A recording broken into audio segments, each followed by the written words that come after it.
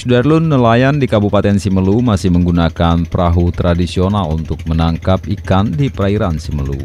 Perahu yang digerakkan mesin robin itu tidak mampu berlayar jauh dalam beroperasi menangkap ikan.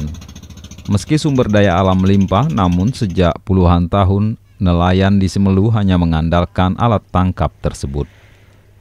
Sementara nelayan di luar Kepulauan Simelu sudah menggunakan alat tangkap yang lebih modern dan bisa berhari-hari di tengah laut menangkap ikan.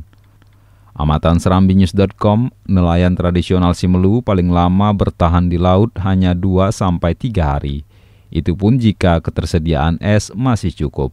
Apabila cuaca buruk, perahu nelayan Simelu tidak dapat bertahan di laut dan langsung pulang untuk menghindari hal-hal yang tidak diinginkan.